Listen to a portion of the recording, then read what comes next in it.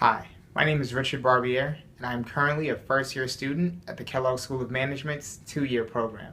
I want to talk to you a bit today about taking the GMAT on a second occasion, as I know many students ultimately end up taking the GMAT as many as 5 times for some. Definitely want to share some insights that I gained taking the GMAT on my second occasion. Primarily, I want to start by talking about using your initial GMAT score as a real indicator and as a real guide for how you approach the GMAT on your second occasion. For me, I really took a look at what areas were strongest for me.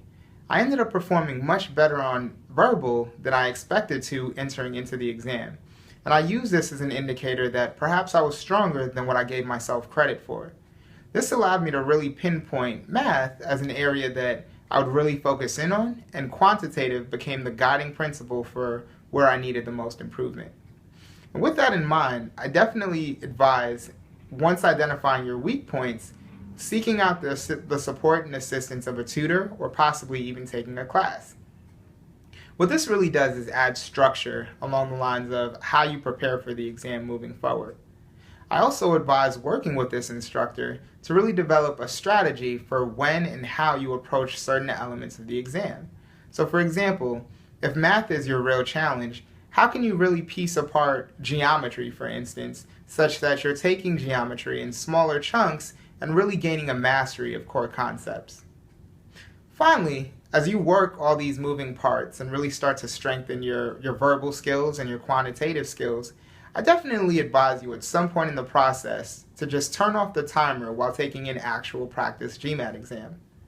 I think that we get so much great advice from so many different outlets that ultimately we get a bit confused as to just how to really solve certain problems. We're constantly thinking about that timer in the back of our minds, and we're more test takers than actual problem solvers.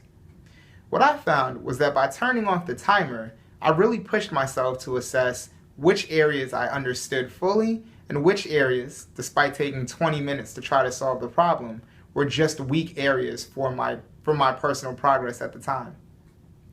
Using this, I was able to develop another game plan with my tutor to really figure out, alright, could I really learn the concepts, or were these just areas that I would have to essentially move over or move past when actually taking the exam?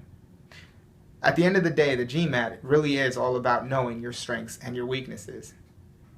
I hope that these tips come out helpful, and I wish you the best of luck on your journey ahead.